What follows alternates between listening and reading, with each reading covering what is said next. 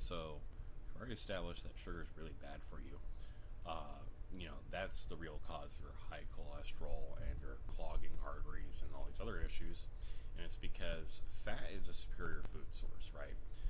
So your liver stores it away and instead works with this really difficult to work with food source. Okay, it burns half as long and it's also twice as hard to process. It's actually pretty damaging to your liver.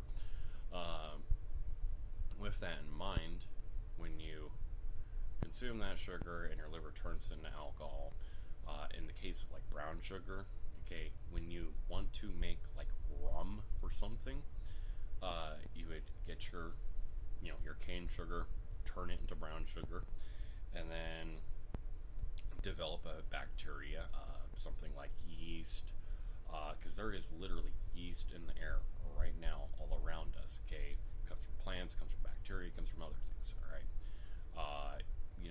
not all yeast is good. E. coli is fucking lethal.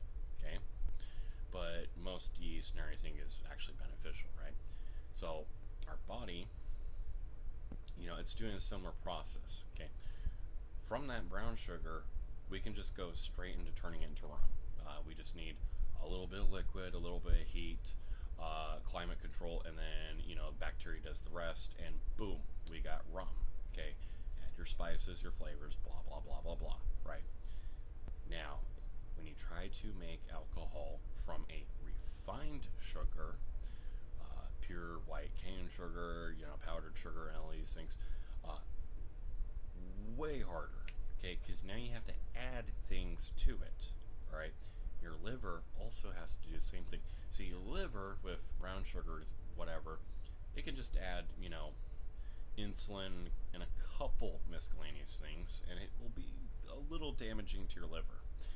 But with pure refined sugars, now your liver has to draw a lot of different things and has to do a lot more in order to break it down into an alcohol that it can process. All right.